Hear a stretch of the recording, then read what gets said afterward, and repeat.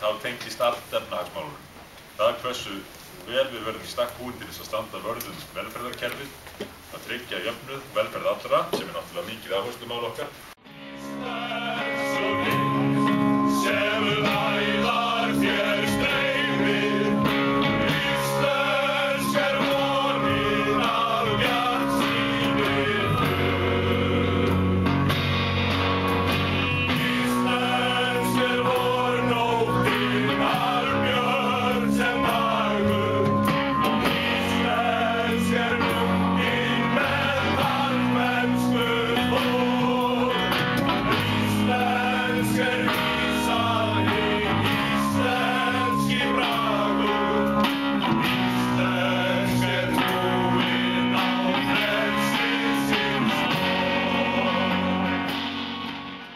Farið í einhverjar aðgerðir sem eru fyrirbyggjandi og koma í veg fyrir áframhaldandi hrun.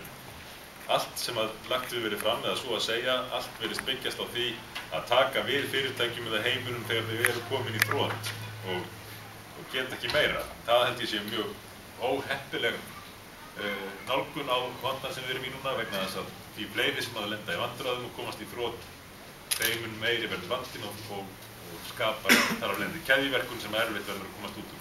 Við teljum mikið til þess vinnandi að fara í fyrirbyggjandi aðgerðir og leggjum þar á leiðandi til hugmyndir sem eru kannski róttækar, væru allavega róttækar í venjulegu árferði, en við teljum þó nauðsynlegar núna.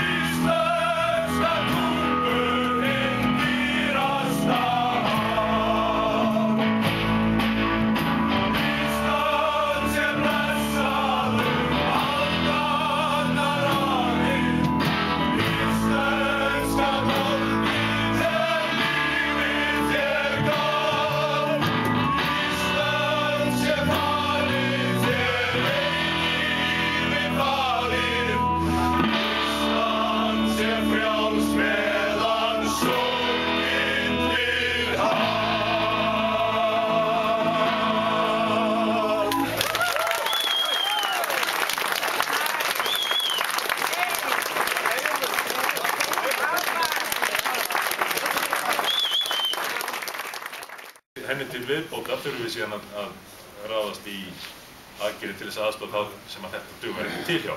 En enn og aftur, hugmyndin með þessum aðgerðum fyrirbyggjandi, þannig að það lendir sem fæstir í þeirri stöðu að þurfa þá önnur úrræði. Bankarnir eru lykilatriði í þessu að koma þeim í rekstrarhæft form. Við fjöllum það nokkuð ítarlega í efnahagstillögunum.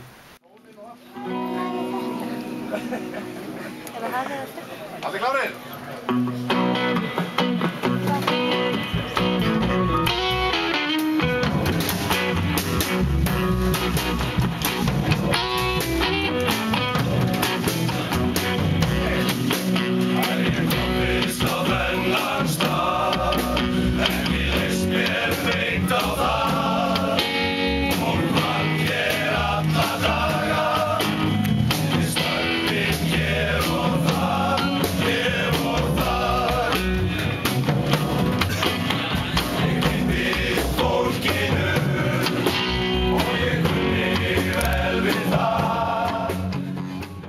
Við viljum líka hefja viðræður við aðila vinnumarkaðarins að ná á víðtækri þjóðarsátt það hvernig við ætlum að standa vörð velferðarkerfið og líka hvernig við sjáum vinnumarkaðinn þróast á næstu árum með tilliti til þess erfiða árferði sem við erum öll að ganga í gegnum.